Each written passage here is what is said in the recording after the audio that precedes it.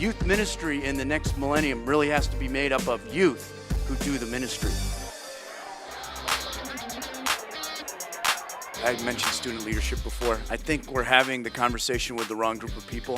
If all of us as adults sit here and say, how are we going to reach a campus? How are we going to reach a generation? I think we're really talking about disciples of Jesus reaching disciples, and they're the young people.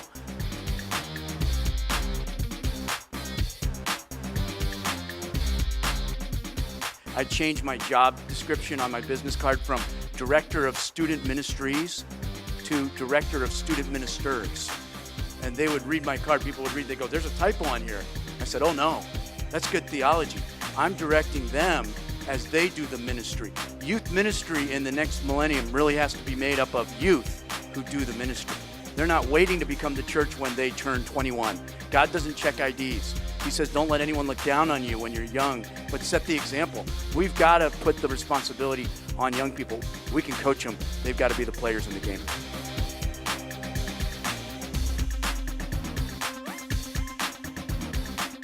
Nobody knows more about what's going on at a high school than a student who goes there. I think student leadership is absolutely pivotal in a campus movement. A campus ministry like this is a perfect outlet for me to be a leader today. Paul writes to Timothy, telling him not to let anyone look down on him because he's young. The theologians say that Timothy was probably not much older than I am, and he was leading, a huge full-fledged ministry. There's absolutely no reason why in this day and age, with all the resources that are available to my peers, why we can't do the exact same thing, and a campus ministry is a great outlet for that.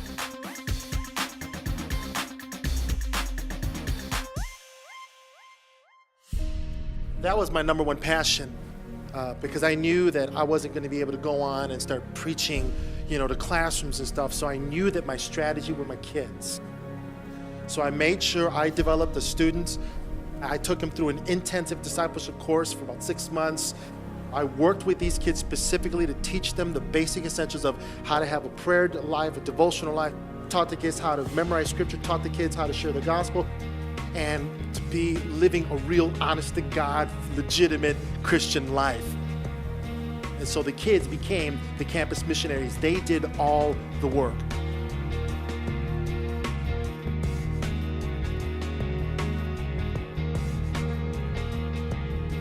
A student leader has to be someone who's not afraid to take initiative, and someone who's trusting God and who is, believing that God is with them, because it can be scary talking to your fellow students. I think also a student leader has to be a loving and compassionate person, and they have to be humble and understand that they can be used to serve other people. It's also important to make sure that your relationship with God is set, and that you're taking the time to pursue God, remembering that it's about your relationship with God and letting that overflow into the lives of others.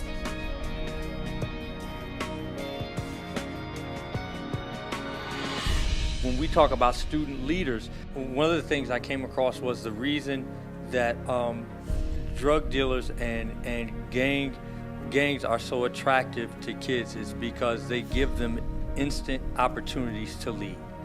And while we're in churches and parachurches saying, we're training the next generation of leaders, gangs and drug lords on the street are giving them opportunities now. We're waiting to give them opportunities. And so there are leaders within that building who are not necessarily Christians who want to be a part of something that they can lead. And the relationship that we build with them gives them the opportunity to learn, develop, and they turn into the biggest leaders. They've been influences of negative things for a little while, and now we come along with the light of Christ and give them the opportunity to lead a movement where the same people that they used to help beat up or shoot with are the people that they're now leading to Christ. So when we talk about student leadership has to have a broader umbrella. Not just our Christian kids, but our non-Christian kids as well.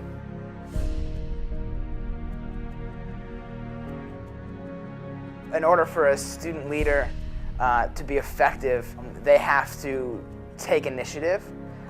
They have to, seize opportunities. Nobody will get led anywhere if the leader is lackadaisical about the things that need to get done.